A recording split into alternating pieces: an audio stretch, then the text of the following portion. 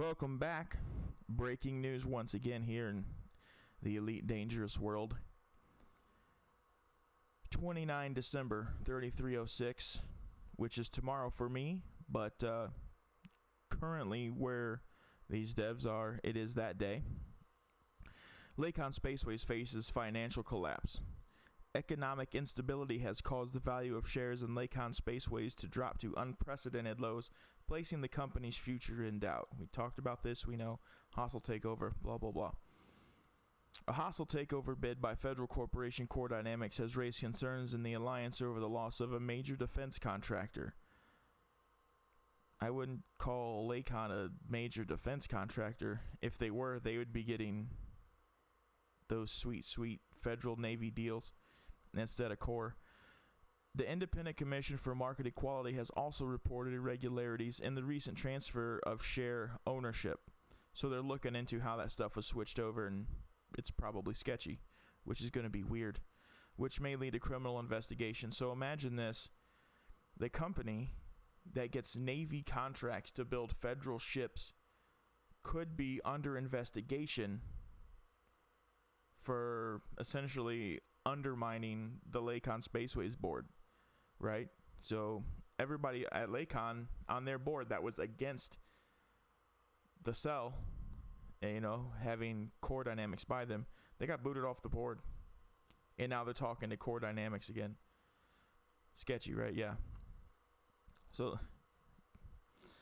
yeah. As a result, although Lakon Spaceways continue to manufacture and sell ships at a discount still, its lack of reserves and a loss of confidence among investors may lead to insolvency and dissolution, which is going to be perfect for Core Dynamics to get in there and just take it for next to nothing and then do what they want. Who knows? The Core Dynamics CEO is really greedy. He just wants money. It talks about that here in a minute. Trent Delaney, the newly appointed chairperson of Lakon's board of directors, announced financial mismanagement and a litany of poor business decisions have led to this situation. Sure they have. Rest assured that once formal negotiations with our new parent company are complete, Lakon stock will rise to new heights. Now, the last article really didn't talk about that they were in talks yet, but this right here kind of reaffirms it. Rest assured that once formal negotiations with our new parent company are complete, they're in discussions. They're not complete. And while all this is going on, they're being investigated. How can it be complete? How will this ever look okay?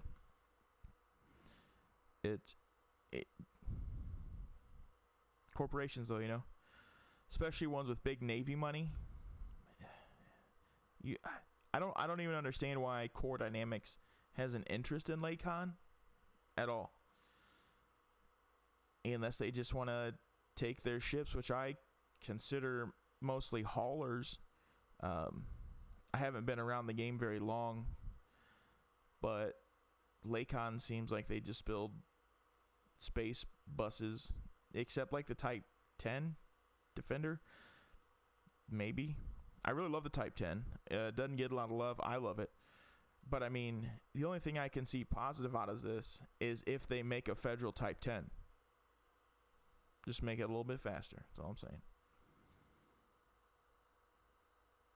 According to Federal Business Analysis, there are indications of displeasure among Core Dynamics senior directors regarding this takeover. So that sentence right there. Some of the senior directors at Core Dynamics don't even want this takeover to happen, but yet here we are. But I bet they won't get kicked out of their company because they don't want it to happen like what happened to the people at Lakon. An anonymous source from within the corporation told Vox Galactica, the Lakon merger is entirely Jupiter Rochester's project. Jupiter Rochester is the CEO of Core Dynamics. Frankly, it's sheer greed. Our income has soared recently with the new commissions from the Navy, but Rochester's grabby hands are always reaching for something. So CD, Core Dynamics, just got a bunch of money from the Navy. Awesome, right? But there's something weird about him wanting Lakon this bad.